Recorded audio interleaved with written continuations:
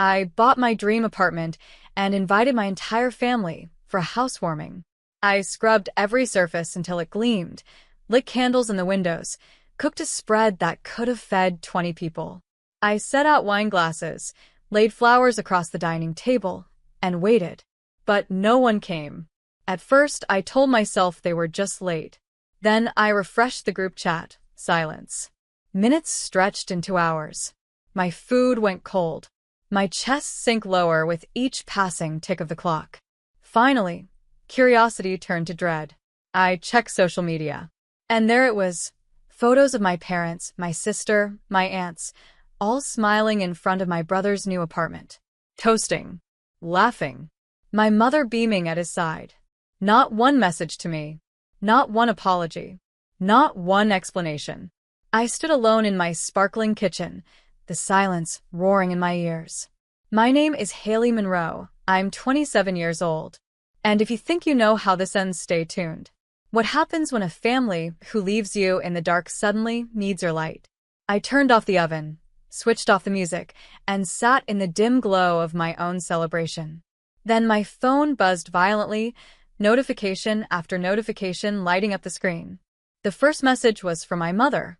"We need to talk. Now." I stared at the words, my fingers trembling. They hadn't cared enough to show up. But suddenly they needed me? I didn't reply. I let the screen burn bright with her demand, the silence on my end sharper than any words I could send. And in that moment, I knew this was only the beginning. To be continued. The next morning, my phone was still buzzing with unread notifications. Missed calls. Voicemails. A string of texts from Mom, growing more frantic by the hour. Pick up. Don't ignore me. This is serious, Haley. For a family that couldn't spare one evening for my housewarming, they suddenly acted like I was the center of their universe. I didn't answer. Not yet. Instead, I brewed coffee, sat by the window of my sunlit apartment, and scrolled through last night's photos again. My brother's smug smile as he cut into a cake. Mom kissing his cheek. Dad holding up a glass of champagne. And there it was, the caption under my sister's post. "So proud of our golden boy, finally settled into his new place. Family over everything, red heart. Family over everything. Except me." By noon, I finally played one voicemail. Mom's voice was shaky, stripped of its usual superiority. "Haley, something's come up. It's complicated. We need your help. Please call me back." I almost laughed. Help. The same woman who told me I was just average, the same parents who never came to my graduations now needed me? I tapped my fingers against the mug, my silence louder than any curse. Another text arrived, this time longer. "We made a mistake last night. We should have been at your place. But there's something important we need to discuss. It's about the family finances. Call immediately." Finances. There it was. The real reason. Not guilt. Not love. Money. I leaned back in my chair, smirking. For the first time, I realized they hadn't abandoned me out of forgetfulness. They had chosen him again. But this time, I was ready to choose myself. To be continued. By evening, curiosity got the better of me. I finally answered one of Mom's calls. She didn't waste time. "Haley, thank God. Listen, your father and I need to talk to you about a small situation." Her voice trembled on that word, situation. I stayed quiet, letting her fill the silence. "It's about your brother's apartment," she continued. "He stretched himself a little thin with the down payment. The bank called. They're asking questions." I closed my eyes, pinching the bridge of my nose. Of course. My brother overspent, and now they wanted me to clean up the mess. Dad's voice boomed suddenly on speaker. "We thought you could step in. You've been saving, right? You're responsible. If you helped cover some of the payments for a while, it would give him room to breathe." I nearly dropped the phone. "Me? After you skipped my housewarming to celebrate him? After 15 years of pretending I don't exist?" "Don't be dramatic," Mom snapped, the sweetness gone from her tone. "You're single, no kids, good job. You can spare it. Family sticks together." I laughed, sharp and bitter. "Family sticks together? You couldn't even sit at my table for one night. You toasted him while I sat alone in the dark. And now you want my money? There was silence. The kind of silence that tastes like fear. Finally, Dad cleared his throat. Haley, don't make this harder than it has to be. It's just money. Exactly, I said coldly. My money. My life. And for once, it's not yours to take. I hung up before they could reply, my hands shaking, not from guilt, but from power. For the first time, the leverage was mine. To be continued. The next morning, they doubled down. Mom showed up at my apartment uninvited, tapping on the door like she still owned the keys to my life. When I opened it a crack, she tried to smile, her voice syrupy. Sweetheart, we didn't mean to upset you. But you don't understand how serious this is. Your brother could lose everything. I crossed my arms. He should have thought about that before signing papers he couldn't afford. Her smile faltered. We told him you'd help. You've always been the dependable one. Please, Haley, just a little loan. We'll pay you back. The word loan hit me like a bad joke. I thought of the birthdays they skipped, the graduations they left early, the years they told me I'd never be as special as him. Now suddenly my dependability was their lifeline. Funny, I said, how I'm dependable when you need money, but invisible when you're celebrating milestones. Behind her, Dad appeared in the hallway, his tone hard. Stop being petty.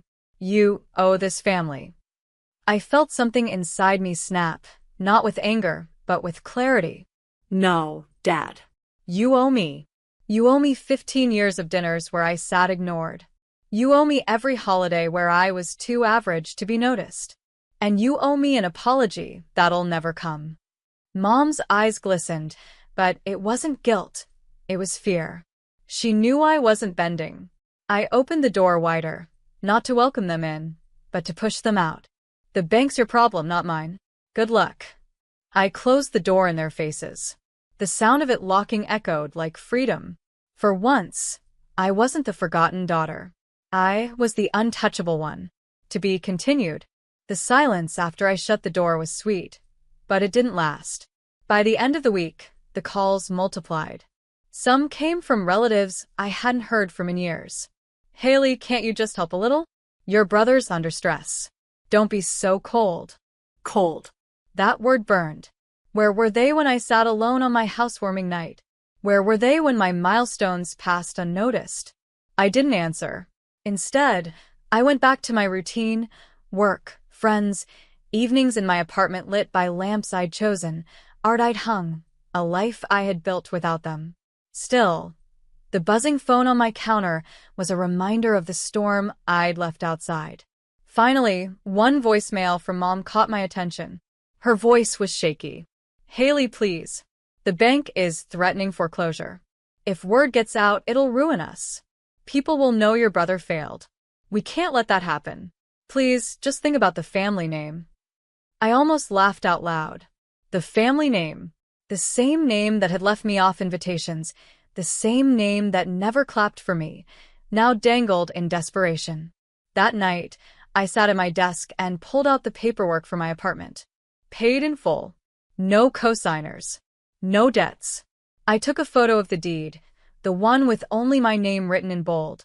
I typed out a caption and saved it, waiting for the right moment. Built this life without anyone's help. Some stories tell themselves. The power wasn't just in refusing them.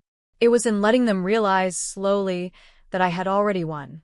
And for the first time, I wanted them to watch me shine without their shadows. To be continued. Easter weekend. The message I'd drafted sat saved on my phone.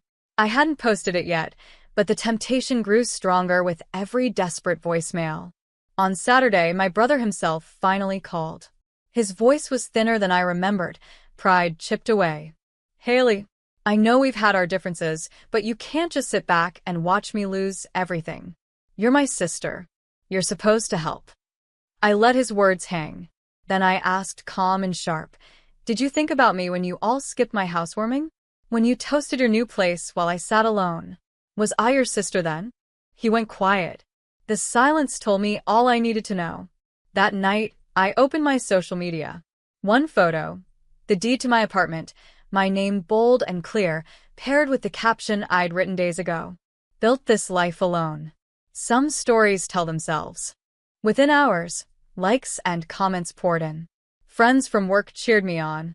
Old classmates messaged congratulations. Even distant cousins chimed in, some shocked, some supportive. And I knew, without a doubt, my family had seen it. By morning, Mom's text came through. "Haley, take it down. People are asking questions. You're humiliating us." I typed back. "Funny. I remember asking for the same thing when you humiliated me. Difference is, I have proof, and I'm not deleting it." The weight shifted again. For years, they held power with silence, with favoritism, with exclusion. But now, their silence was the prison, and I was the one holding the key. For the first time, their shame wasn't my burden. It was theirs alone. To be continued. By the end of the month, the ripple effect of that one post had spread everywhere. At church, people whispered about how my parents forgot their own daughter's housewarming. At my brother's work, his co-workers teased him about moving into an apartment he couldn't afford without begging his sister for help. Even my golden sister facade cracked. Friends unfollowed her, tired of the endless bragging when the truth was now out in the open. I hadn't said a word beyond that single caption. But silence, paired with proof, was louder than any speech. Then one evening I heard it, pounding on my apartment door. Through the peephole I saw them all. Mom, Dad, my brother, and my sister. I opened it just enough to lean against the frame. "Well," I said, "if it isn't the family that suddenly remembers where I live." Mom's mascara was streaked, her tone desperate. "Haley, please. Take it down. We can't go anywhere without people whispering. Your brother's reputation is ruined. We're drowning in humiliation." Dad's voice, usually booming, cracked. "We made a mistake. We should have been there for you. But don't destroy us over one night." I let them stand in that silence, the irony thick in the air. One night. For me, it had been years of nights, birthdays, holidays, milestones ignored. Finally, I said softly, "You taught me I was disposable. Now the world sees the truth. You disposed of me first." My brother tried to step forward, but I raised my hand. "You don't get to rewrite this anymore. You left me alone once. Now you get to feel it too." Their eyes dropped, heavy with shame, and I shut the door. To be continued. Thanksgiving came again, and for once, I didn't dread it. My apartment glowed with warmth, candles lit, friends gathered, laughter spilling out of the kitchen. The table was full, not just with food but with people who valued me. There were no empty chairs waiting for family who never showed. As we raised our glasses, I felt a peace I hadn't known in years. No performance, no pressure, just belonging. Meanwhile, across town the story was different. A cousin texted me a photo from my parents' house. A sad-looking turkey, burned on the edges, my brother and sister glaring at each other, my parents forcing smiles through silence. The caption read, "It's not the same without you." I didn't reply, because that was the truth. They had built their holidays, their family image, their pride on my silence and my service. And when I stopped showing up, everything they thought was solid collapsed. Later that night, as my friends left and the laughter faded into quiet, I stood by my window overlooking the city lights. My phone buzzed again, a voicemail from Mom, her voice heavy with regret. "Haley, I'm sorry. We should have been there. We lost sight of what mattered. Please call me." But I didn't. Because poetic justice isn't loud. It doesn't need shouting or vengeance. It's the raw turkey on their table, the whispers in their circle, the silence of a daughter who finally chose herself. They wanted me invisible. Instead, I built a life too bright for them to dim. And for the first time, I realized I wasn't the forgotten one. I was the one who walked away whole.